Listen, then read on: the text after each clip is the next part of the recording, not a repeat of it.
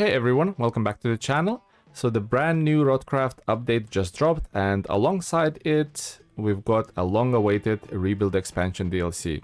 At first glance, the hype is all about the two new maps, right? And the fresh vehicles and extra variants of the trucks we can now get our hands on. But here's the thing. Tucked away in the patch notes and updates are a bunch of smaller, more obscure changes, and honestly, some of these tweaks are just as game-changing as the big flashy stuff. These are the mechanics and quality of life improvements that are going to completely shift how you play RoadCraft day to day. So in today's video, I'm breaking down 8 obscure but important new features you probably missed when the update launched. Trust me, if you play this game even semi-seriously, you'll want to know about these. Let's dive in. So let's start with the elephant in the room. If you're looking to spice up your game with the hard mode modifiers, manual gearbox options, and fuel management systems, I've got some bad news. You can't just switch these on in your current save. That's right, to use these new modifiers, you'll need to start a completely new save file. That means wiping the slate clean, losing all of your progress, and going right back to square one. Now, I get it, that stinks. Personally, I've got about 60% of the base game completed. I've put in hours and hours, and it's not exactly fun to hear that all that effort won't carry over if I want to use these new mechanics. But at the same time, I can see why the devs made this call. Hard mode changes the game's balance. Fuel management, manual shifting, and tougher modifiers aren't just optional tweaks. They actually reframe the entire experience. For me, the appeal of hard mode is strong enough that I'm probably gonna bite the bullet and start fresh.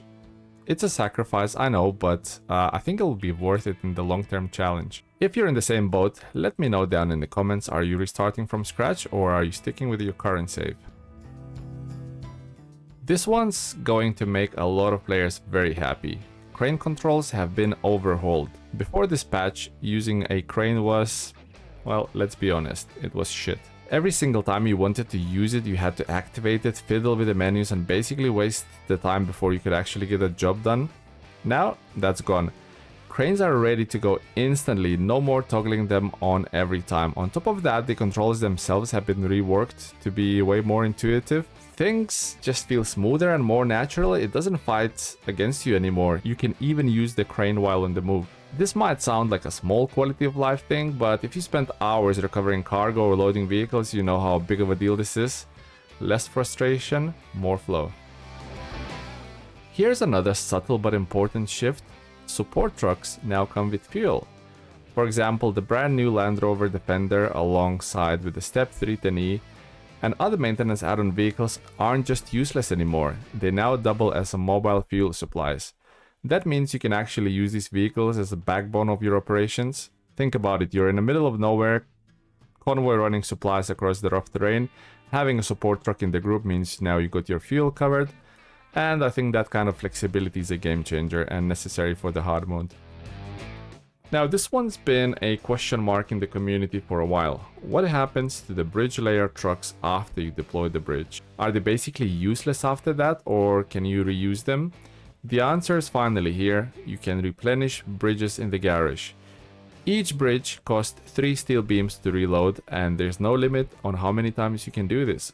So yeah, your bridge layer trucks remain relevant. They're not just one and done machines. This is huge for the long campaigns. It means you can place the bridges, pull the truck back to the garage, restock, and keep building the infrastructure across your map. Speaking of bridges, here's another neat feature that flew under the radar. Bridges now come with the winch points. What does that mean? It means other vehicles can reposition or even remove a bridge entirely by winching it. No more being stuck with a poorly placed bridge or regretting where you deployed it. If you mess up, now you can fix it. If you need to shift a bridge for a different strategy, you can. That level of flexibility is something RoadCraft really needed. So here's another sweet quality of life change. Waypoints now disappear automatically once you drive through them, like in SnowRunner. This is exactly how it works in SnowRunner. Before, you had to manually switch them off, which was just a small but annoying chore. Now, they're gone. Place a waypoint, drive through it, it clears itself.